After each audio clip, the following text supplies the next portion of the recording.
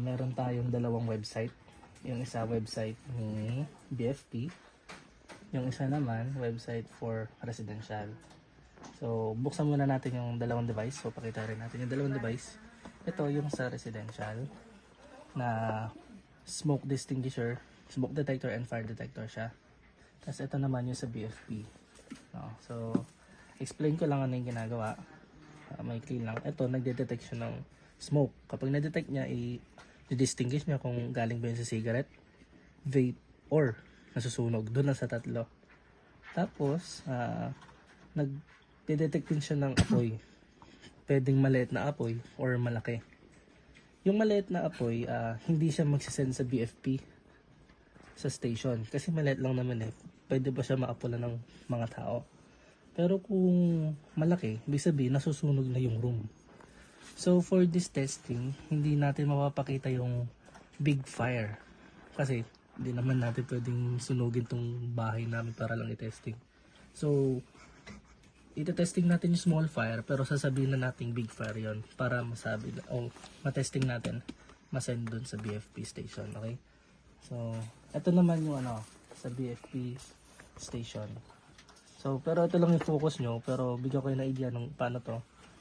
Pag naka-receive na to ng fire na malaki, mag-iingay to, tapos i-acknowledge ng BFP para masabing papunta na sila. Nakita na nila yung alert. Wala nang tawag-tawag, pupunta sila agad. So testing, buksan natin.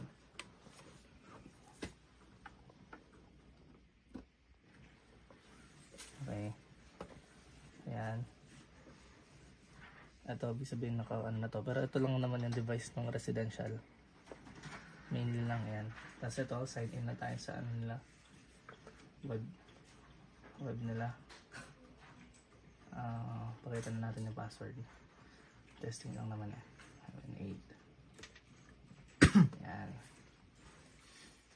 Tapos, sa loob ng sa residential, makikita dito yung kung online na. Tapos yung sensor reading, yung temperature, room temperature ba yan ito.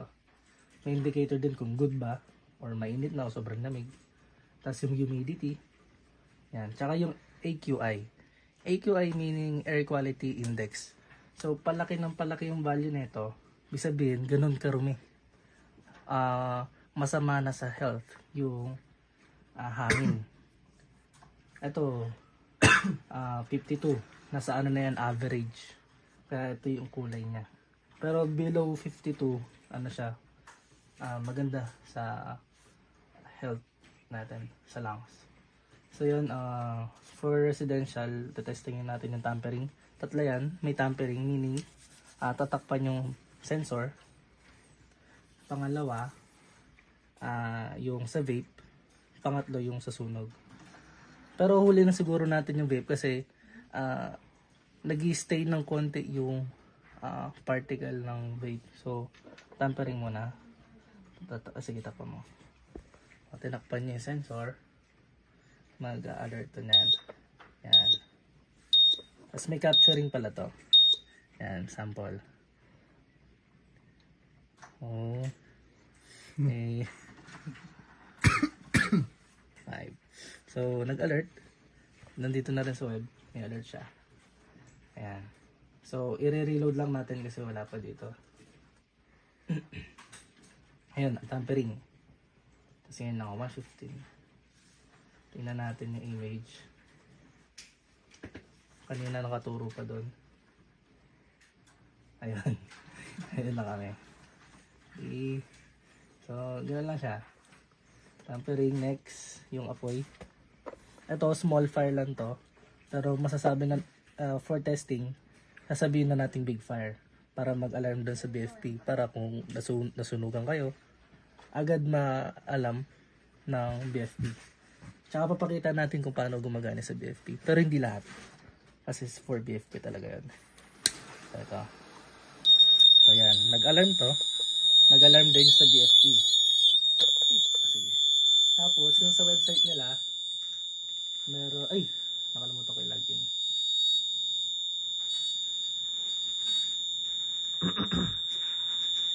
So, ulitin natin yung sa ano. Ulitin natin yung fire. cut na lang.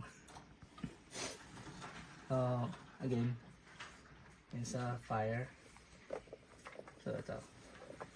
Dito sa BFP makikita naman dito yung location ng user. Ito yung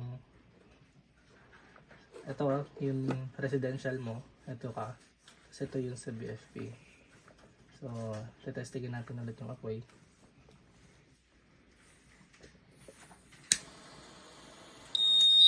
Ayan. So, ito. Tapos yung sa BFP niyan, ayan o. Merong pop-up. Tapos, alam na agad yung route. Yan, acknowledge na ibig sabihin.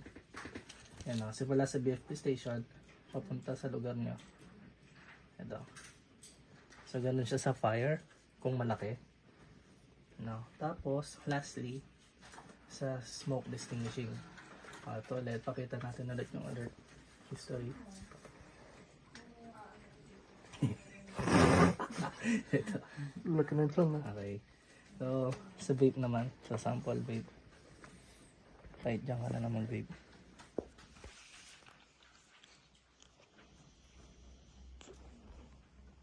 Ayan, nag-vape siya. Tapos makikita nyo dito niya tumataas yung yung AQI. Ayun na, tumataas siya. Nag-spike na yan. Tumataas yan. Ayan ang taas, 300, 400. Ayan na.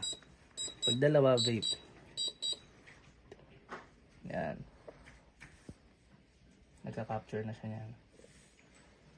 Para makita sa scene kung sino ba yun nandun. Para mahuli, mabawalan. Kasi yan na.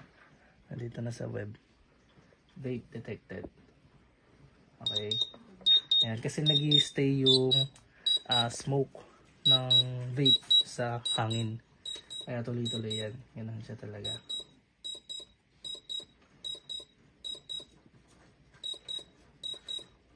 Tingnan natin.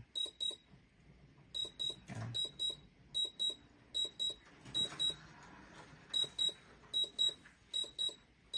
Maganda yan para tuloy-tuloy yung capture dun sa nagve-vape.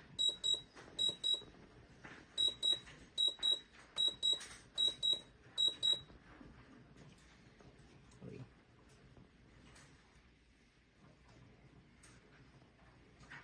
Ayan.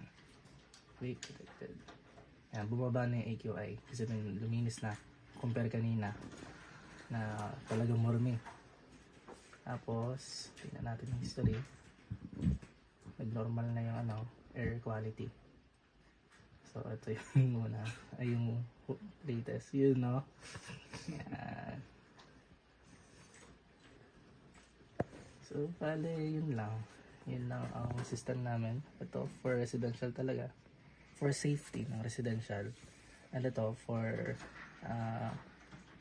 alert sa fire para sa BFP.